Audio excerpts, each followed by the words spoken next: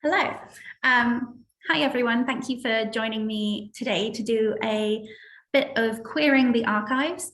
So I have been working with Kresen Kernow, specifically Chloe, who's fantastic, to work with their collection of LGBTQ plus objects, mainly focusing around the Outback newsletters, which obviously I'll be talking about later because that's my focus, but also going through different, looking at different things throughout the Kresen Kernow archive and how we can tease out these pieces of LGBTQ plus history with what they have. Obviously, it's a very swift whistle-stop tour through, so we're only going to be looking at three major kind of areas, but it's still important, even though we're going to be quite a big overview, because Queer Kernow is all about promoting the fact that queer people have always existed in Cornwall, in the UK and throughout history, and our objective is to promote the acceptance of this LGBTQ plus history in Cornwall. So we do this because we want people to understand that queer history is Cornish history, and that the two should not be seen as separate. And when we talk about being proud of our Cornish heritage, that should be inclusive of LGBTQ plus people. So individuals throughout history have lived radical lives outside of accepted sexual and gender norms of the time. However, LGBTQ plus history is often hidden from view.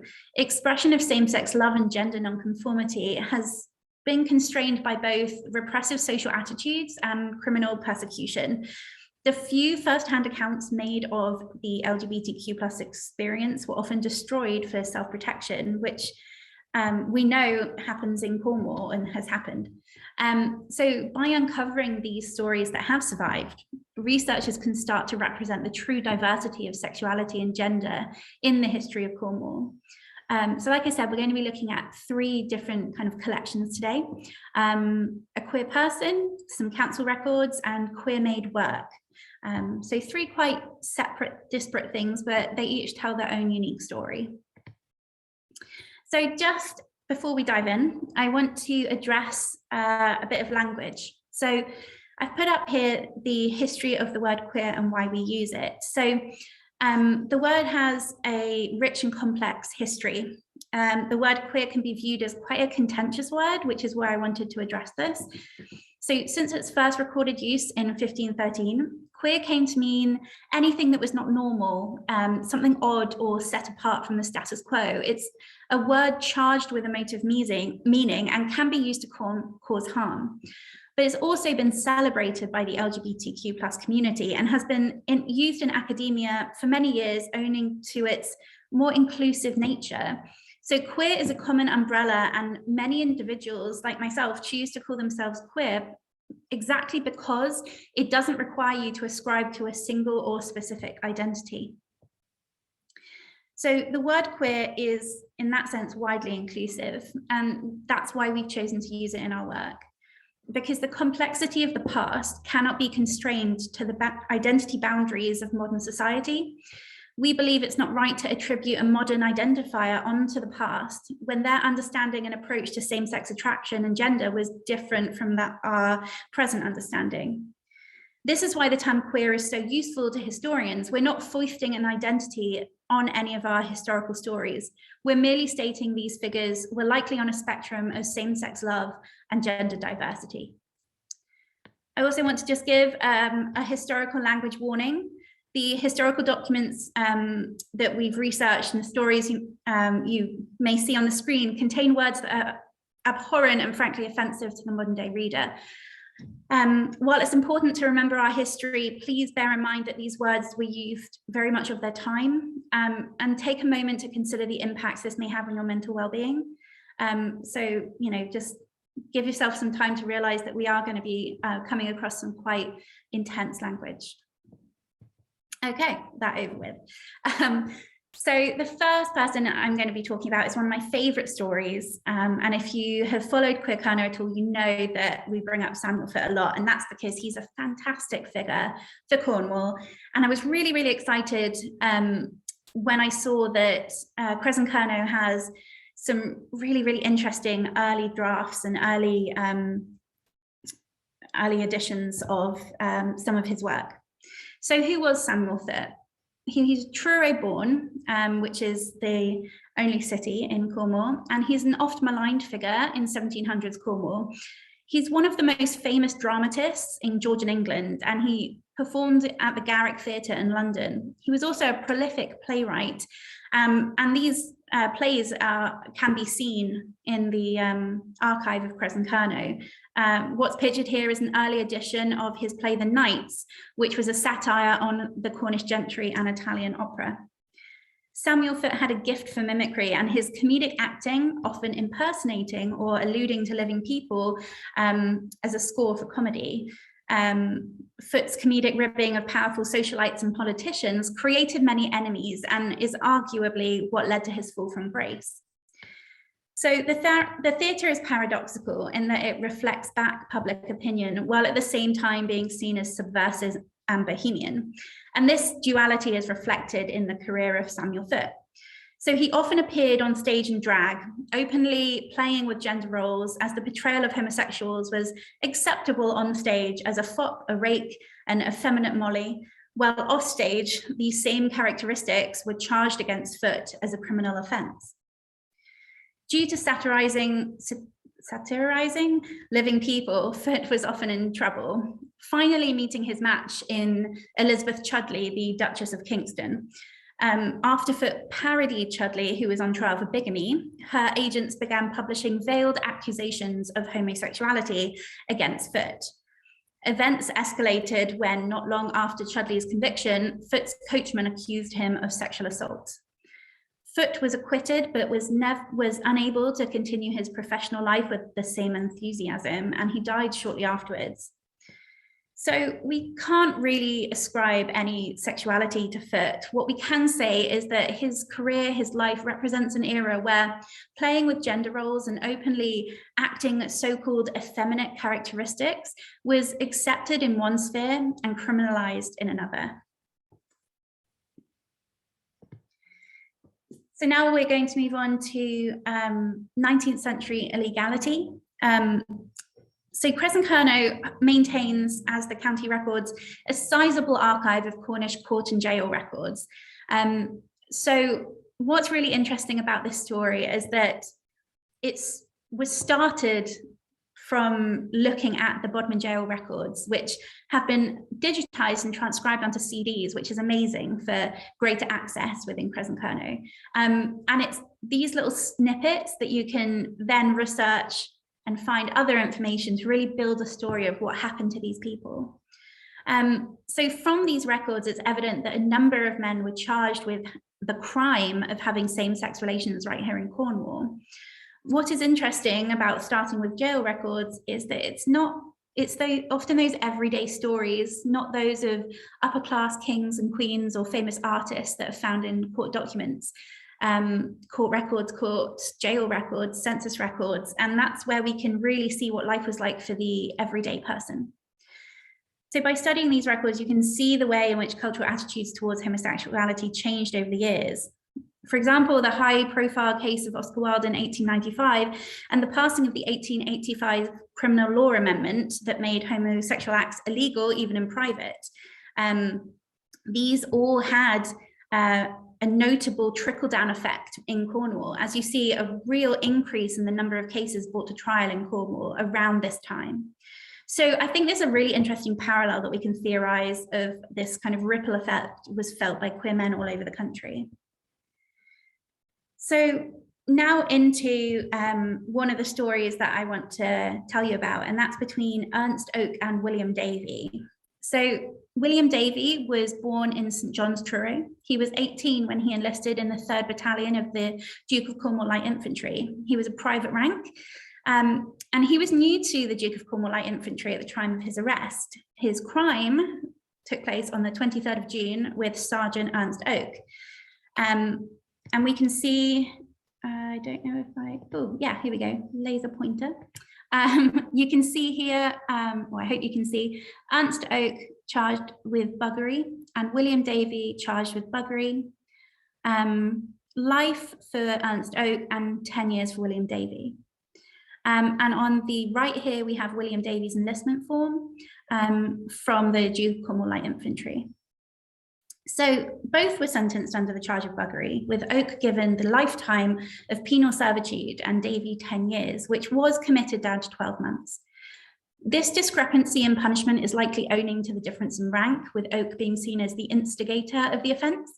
And to really understand that, you have to consider how homosexuality was thought of at the time as something catching, as something that men could be led astray by predators. So that's very much the story that's being told here.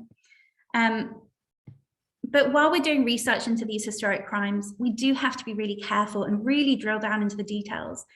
And that's because these crimes are listed as buggery, gross indecency, and that includes things like bestiality, sodomy, and they all kind of came, sexual abuse, under the same umbrella of unnatural offences. And that's why often it's not enough to just look at one record. You have to really drill down and find out exactly what was going on. And that's where the story starts with Oak and Davey. So I then wanted to look at how, and well, this is actually a good example of that, of how this, the case around Oak and Davey was reported on in the press. So interestingly, this is where we see that kind of thing of indecent, unnatural acts incorporating everything, as you can actually see that in the Royal Cornwall Gazette, they were listed as committing the crime of bestiality. And this, yeah, was a term that was used for sodomy as it was considered unnatural. So what I also think is really interesting is that the newspaper lists their professions as being a clerk and a labourer, despite them both being soldiers at the time of the arrest.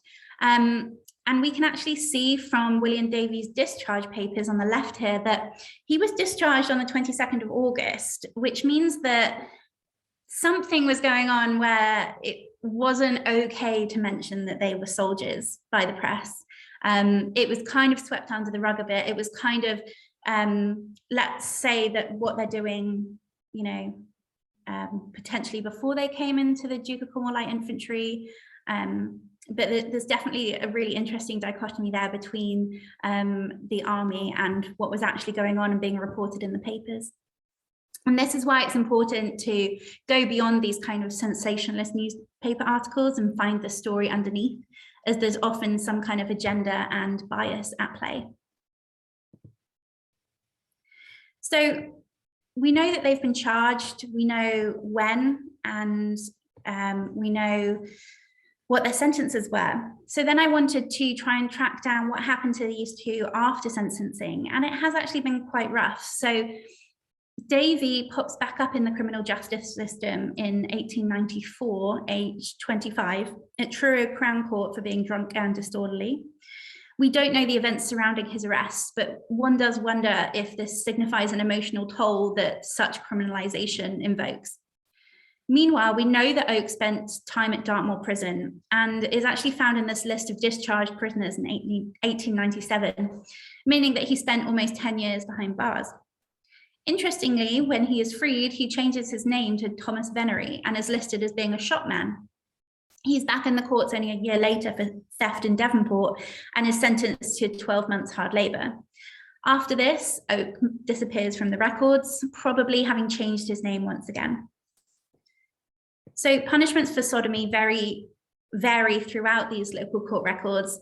Wealthy men could be fined, influential men such as artists could be sent to mental institutions. And so often it was the working class that were sentenced to hard labour or even jail for their supposed crimes.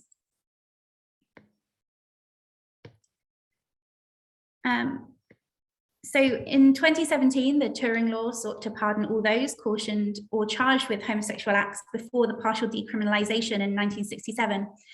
However, Parliament stepped back from issuing a full pardon, and they decided not to overturn the thousands of convictions for men charged with importuning, being thought to seek out same-sex relations, a charge that was used in a discriminatory way by the police to target and entrap men that were suspected of being homosexual. This oversight means that there might be as many as 50,000 men still alive today who were not granted a pardon under the Turing Law. Given the lengthy bureaucratic process to personally appeal for a pardon, a little over 200 people have been successful in having their antiquated and homophobic criminal record overturned. And I mention that just to add weight to what we're looking at, to understand that this criminalization has not been erased from law yet, and it's still an ongoing problem, and that it's looking at how the relationship between being LGBTQ and the police, the law, has changed over the last kind of 150 years. So then we haven't finished with Oaken Davy. Moving beyond Cornwall now, finding all the criminal records and the what was happening in the prison records and the Duke of Cornwall Light Infantry records. I actually found some references to this case in the National Archives and was lucky enough to go up and look at that for myself. So the story of Oaken Davy didn't necessarily end. The case was actually brought to the Home Office for investigation when they were looking into lowering mandatory minimums for unnatural offences. And it's worth noting that the justice system, much like the newspaper reports we looked at, held bestiality and sodomy and sexual violence under the same banner of unnatural offences. So Oaken Davy were used as an example of getting rid of mandatory minimums, one of only 5 cases that were chosen nationally. And I believe that's an example because they had such disparate sentences, used in this case because of rank. They weren't that far apart in age. So my assumption as a historian is because of that difference in rank and the belief of an elder man leading somebody astray, someone in position leading somebody astray, that they would have had their viewpoint back then. Also think it's really interesting that these documents were closed to the public until 1989, which seems really modern and kind of reminds you that, you know, even though we're talking about the 1880s, this still has a kind of ongoing impact for how we research and understand queer history. So I also want to mention another person who I found in the Bodman jail records and the newspapers as well, and the quarter assize reports that are held at Kresen Kernow. So on the 15th of June 1916, John Horace Wigham, a fair-haired 22-year-old who was college-level educated of independent means, was visiting Falmouth. He happened to make the acquaintance of Duncan Davidson, and the two were arrested for having sex. The police charge was not for the public aspect of their sexual contact. I mean, it doesn't say it was done outside, but that's, you know, they got caught somehow. But they were both found guilty of buggery. And the reason I wanted to use this case as a kind of counterweight to Oaken Davy is how they were dealt with. I know we're talking a few years later in time, but it's really interesting that they were both able to escape a jail sentence by agreeing to be committed to a mental asylum and to pay a fine. So £500 for Wigham and £1,000 for Davison, which is roughly around 43,000 and 86,000 today. So the court documents state that Wigham could be committed to be prevented from contaminating other members of the community. So it was during this period that homosexuality was regarded as a mental illness and one that can be cured. And I think it's really interesting that we're at a point where, you know, we've quite famously in Cornwall, you had the Bodman Asylum, and really interesting to think that people would have been sent there because of their homosexuality, so they didn't infect or contaminate other members of the public. I also wanted to highlight this, I'm not going to lie, because of the very, very recent discussions around conversion therapy. I mean, this viewpoint, it took another 71 years to reverse having homosexuality listed within the Diagnostic Manual for Mental Disorders. That wasn't removed until 1978. And the World Health Organization only removed homosexuality completely from its list of mental disorders in 1992. And it was only in 2018 that the Royal College of Psychiatry apologised for this. And in the UK right now, we still haven't banned conversion therapy. So I think it's, once again, another instance where we can look at the past and see how it relates to the present. So now I'm going to move on to something a bit more fun. Having kind of spoken about the gravity of those men in Cornwall who suffered quite badly, I want to talk a bit about the self-published LGBTQ plus magazines that are held at Kresen Kernow. And this is a project that I've been working on with Chloe in the last few months. So the Outback was a newsletter for lesbians in Cornwall and the far southwest. And what I think is really, really interesting is it was set up during the 90s. So self-published queer magazines were an incredibly important resource to the community in pre-internet days. For the first time, lesbian women living in rural areas of Cornwall and the far southwest were able to make contact with one another. So magazines like Outback helped build the LGBTQ plus community, and their impact cannot be understated. Gay Liberation Front have said that the only way that they could have had the power of the press was to create the press themselves. And I think that's really important. So it was around this time, we're talking the 80s and 90s, where these kind of queer-led newspapers, these queer-led magazines, newsletters were really finding their own feet and really becoming important for organizing. And I don't think we can underestimate the power of communication and how that led to greater organizing to push back against a lot of laws during the AIDS crisis. It was incredibly important to get information out to people. And that's why I was so excited to see the Outback newsletter. Something that I think is quite interesting is the origin of the act of coming out from was not to come out to your family. It was actually to come out from debuting at a gay club, of finding your community. You came out and you met your people, basically. And I think that's really interesting with the Outback, is how are you meant to do that without an overt scene in rural Cornwall? Well, lots of people had that coming out within the Outback, and I think that's lovely for the interconnectedness of and showing support and finding and building community. So the Cornwall Lesbian Line actually ran the Outback newsletter, and it ran from 1996 to 2008. It was a self-made small print run newsletter, and beyond finding each other and kind of, like I said, coming out through the letters, it had creative outlets and event listings and support listings and advice and activism and all these kind of themes that you can tease out. And I'm going to take you through a few of those themes now. So I know that's a lot to look at, but if you kind of drill down, you can see some of the gems there. So I wanted to talk about how important the Outback newsletter was for events, so meeting and finding community. So primarily around community building, you have these what's on pages and where to go, including helplines.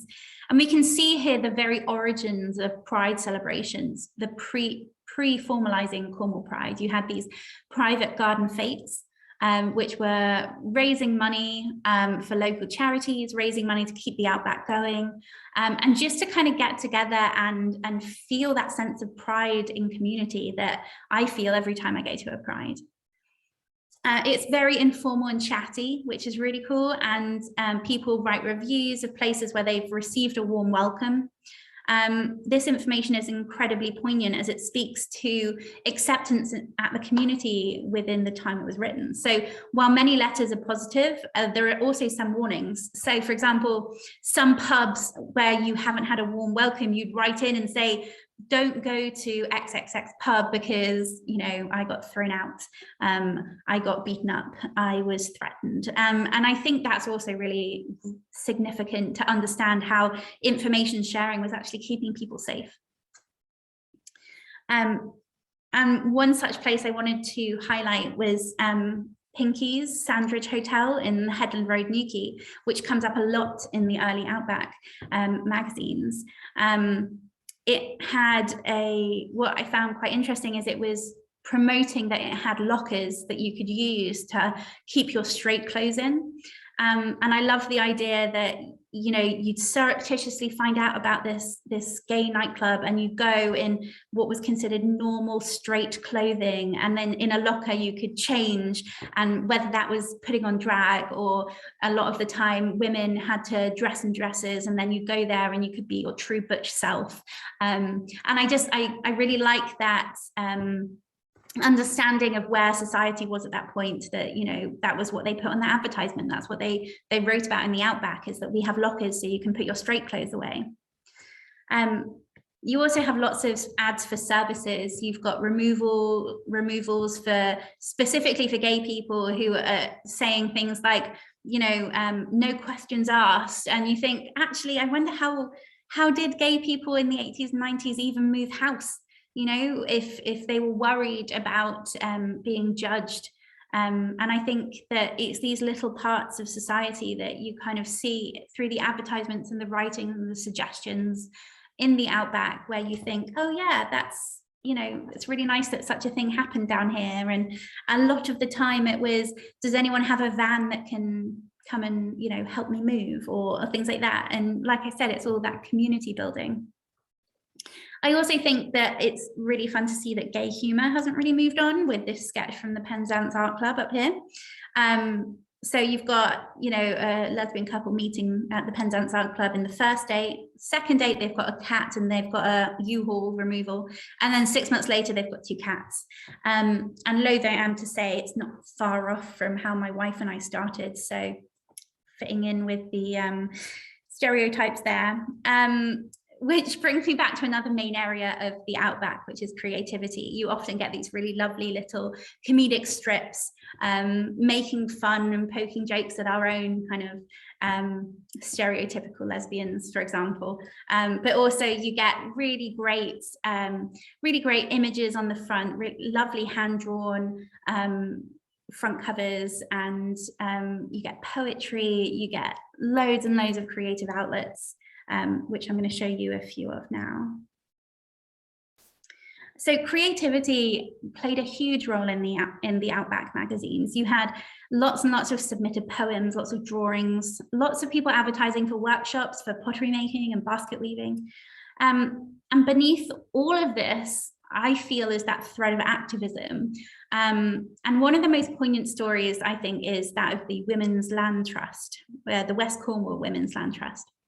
So 4 women came together to secure a piece of land in, I think it was 1997, with the aim of creating a space for women in nature.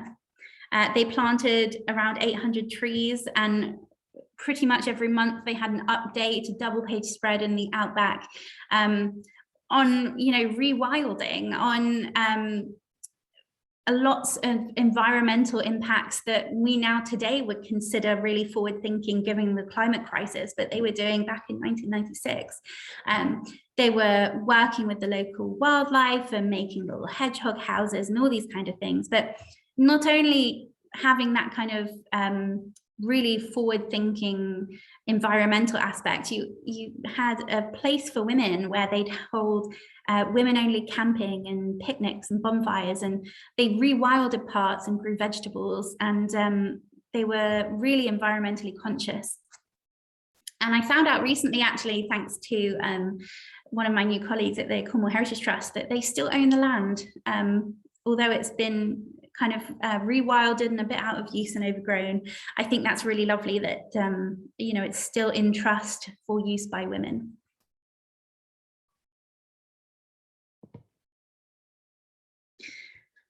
And like I said, with activism, you have obviously some really, really, really important things happening within the queer community and nationally with equal rights in the 80s and 90s and early thousands. So environmental activism that I just spoke about, it went hand in hand with the other main thread of LGBTQ plus activism. And I really love that throughout the Outback magazines, you have interviews with the local candidates for MPs for elections, asking them and pushing them on LGBTQ+ rights. And, you know, interestingly, it was the Green Party and Labour that actually spoke to the Outback, and you have some political parties that just refused to take part. You see that they were organising protests on Section 28, which was the government act that said you couldn't promote homosexuality, no government building, which includes schools. So obviously that wasn't overturned in 2003, which covers the period of the Outback magazine. And there's a lot of updates about Section 28. There's a lot of activism. And it's incredible to think that this group of women were you know, getting on a minibus up to London to picket outside Parliament, along with everything that was happening in London and other protests around nationally as well. So there were also protests in other national issues, such as the House of Lords dragging their feet on lowering the age of consent for gay men. But alongside that, things that I think are a bit more localized, obviously, are the kind of activism that happened locally. So you had things like the Trago Mills advertisements that were exceptionally homophobic, and everyone saying, well, let's go outside Trago Mills and picket, which they did on the Falmouth store, I believe. And you know, there's lots of people writing in what they called outlets, which is where you outlet your frustration with whatever's going on, and you just see there's so much kind of anger that is translated into action within these pages, which I just think is really, really powerful. And it's great to see not only that, you know, we hear about, you know, Section 28, and we hear about the lowering of consent and the passing of gay marriage. But what's fascinating for me is to see what was happening with the local Cornish response and how that was perceived in Cornwall, and how this Cornish queer group actually helped support those protests that were going on nationally, but also locally. And it's only through their activism and their ability to push for things that has paved the way for activism today. And it's paved the way for our ability. So, you know, we're standing on the shoulders of giants, and I am so in awe and love these women for what they have done. And that's enough gushing though. So I really think you can track the fight for equality through the pages of the Outback, and it's really created a snapshot in time of LGBTQ+ rights that I think is only going to get more and more interesting as we uncover the rest of them. And what I think is really fascinating is there's over 130 individual newsletters, and the first kind of 70 are on display at Kresen Kernow right now, so you can go and have a look. But you know, I haven't actually finished going through the rest of them, so this is only stuff that I've been able to pull out from the first 70. So I cannot wait to get through the rest of it, and I will definitely follow us online for updates about what's going to come out next. So this is just the display that Chloe has put on for the Outback magazine at Kresen Kernow. Really lovely. A couple of the pages open. You can read some of the articles I've been discussing today, and get inspired by this fantastic collection. I'm hoping as I finish cataloguing the rest of them, more and more information will be put online, will be put onto the Queer Kernow website. So stick with us. This is very much a project in progress. And I'd love to hear your opinions and your thoughts and responses to all of this as well. And then that's kind of it from me. I hope that was okay. I know it was quite a quick whistle-stop tour, just focusing on the 3 different areas. And yeah, if you have any questions, obviously we'll go through them now, but you can always email me, sophie@queerkernow.co.uk. And just a massive thank you to our funders. Wouldn't be possible without incredible organisations supporting this work into LGBTQ+ history. Thank you, Sophie. That's really fascinating. I think even though it was a whistle stop, there was still loads of content and loads of inspiration within. I'm just